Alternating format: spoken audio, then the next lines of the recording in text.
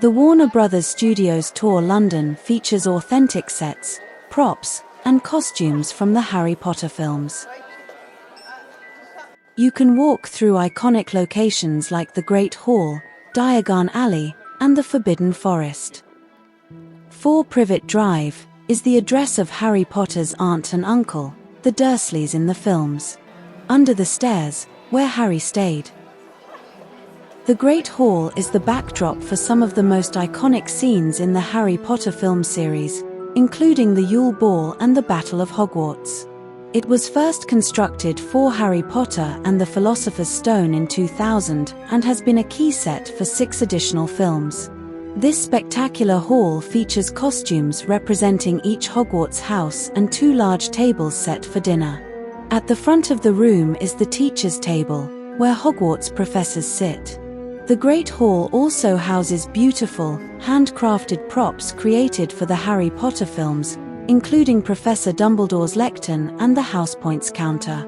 Although it rarely appears on screen, it is rumored that the initial construction of the Housepoints counter led to a national shortage of Indian glass beads.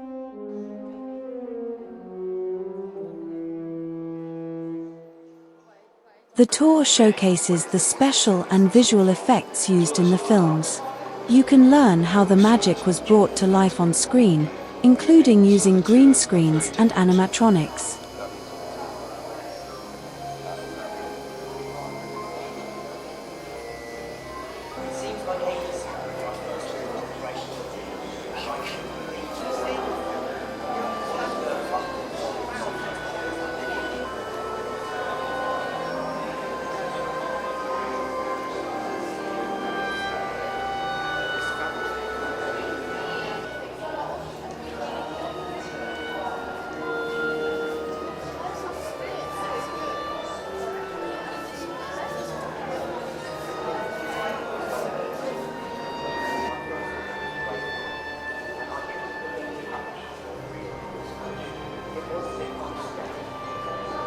This will be your heaven, won't it?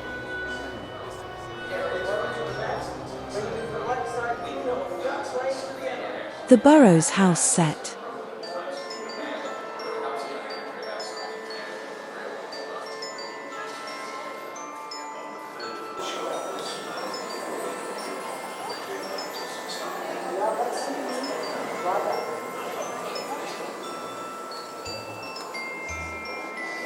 Goblin Teller's desks are filled with inkwells, quills, ledgers, and piles of galleons, sickles, and nuts.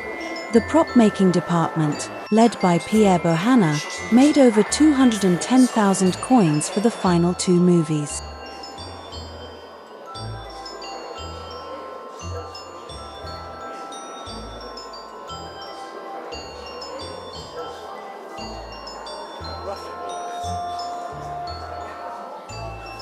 Over 950 potion jars line the walls of the classroom, each with unique props kept inside them, including baked animal bones from a local butcher shop, dried leaves, herbs, and shrunken heads made by the props department. Each jar features a label hand-designed by graphic design duo Mina Lima.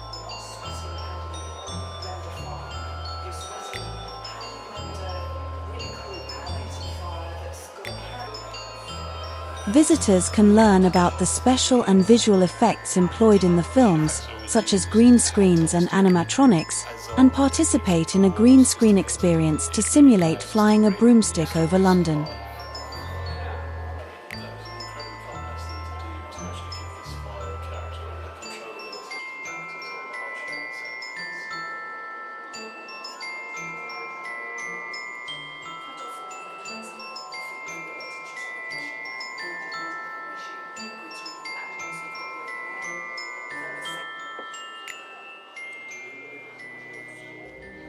Filmmakers often shoot visual effects scenes on a green screen, which allows them to replace the green colors with a completely different background or computer-generated set.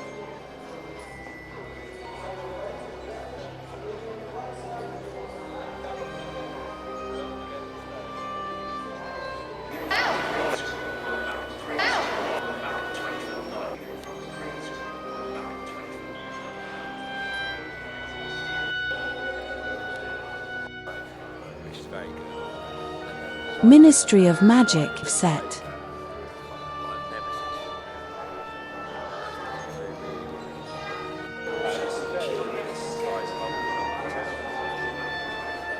Often mistaken for a visual effect, the Chamber of Secrets door is a fully operational door created by the special effects team based on sketches provided by the art department. The articulated snakes slither along slotted tracks and are powered by an electric motor hidden behind the door. Each snake was individually cast in resin and painted before being attached to the door with careful thought so that each snake would retract at the precise time, avoiding a collision. Go for it. Brilliant. One more go together. 1, 2, 3.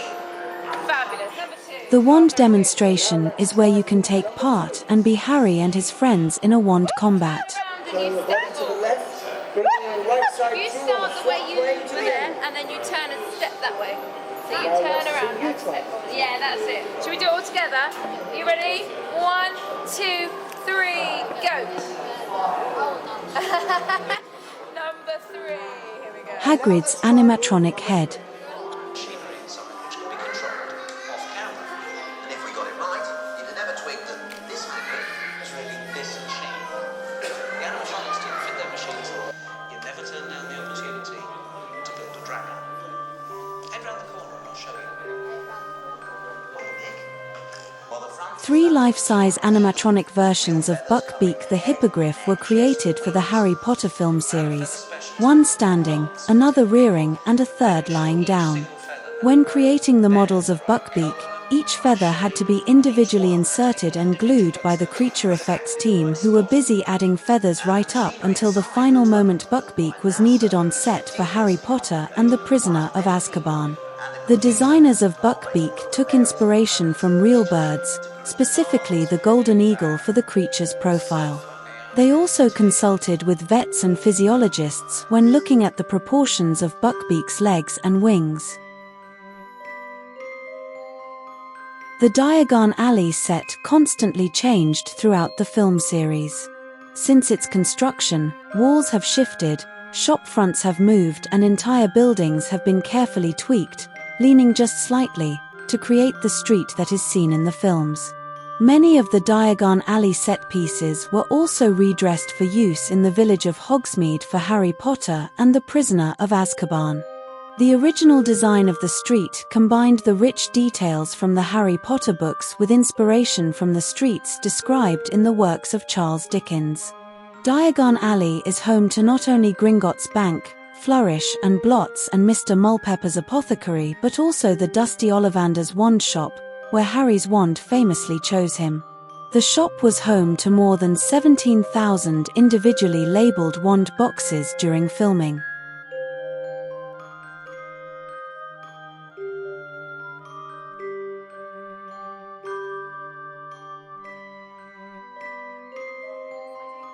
The art department were responsible for designing and creating thousands of props that helped to bring the visual world of Harry Potter to life on screen. Graphic design duo Mina Lima designed an array of props from potions textbooks to wizarding sweet packaging and issues of the Quibbler. During the filming process, before the actual set construction began, the art department would create a white card model of the set location. These models helped the director and production designer look at size and scale and determine camera angles. To plan shots and camera movement, filmmakers inserted a tiny camera called a lipstick camera into the model to get a perfect point of view. Dozens of concept artists, illustrators, and art directors created every environment, prop and character of the Harry Potter film series. The jewel in the crown of the art department is the intricately detailed model of Hogwarts Castle. Built for the first film, Harry Potter and the Philosopher's Stone, the model's every courtyard, tower, and turret were filmed and enhanced with digital effects to create unforgettably realistic views of the magical school. Footage of this meticulously built model was combined with digital effects to create unforgettably realistic views of the exterior of Hogwarts School of Witchcraft and Wizardry. A team of 86 artists and crew members built the first version of Hogwarts Castle for Harry Potter and the Philosopher's Stone. To make Hogwarts appear even more realistic, artists rebuilt miniature versions of courtyards from Alnwick Castle and Durham Cathedral, where scenes from Harry Potter and the Philosopher's Stone were shot. The Hogwarts landscape is inspired by the Highlands of Scotland, including the regions of Glen Nevis, Glencoe, and Loch Shiel. Model makers installed more than 2,500 fiber optic lights, which simulate lanterns and torches and even gave the illusion of students passing through the hallways. Artists also used real gravel for rockwork and boulders, and real plants for landscaping and trees. The Wand Room contains boxes of wands with the names of all film actors. Then after the Wand Room, you enter the shop to buy your Harry Potter gifts.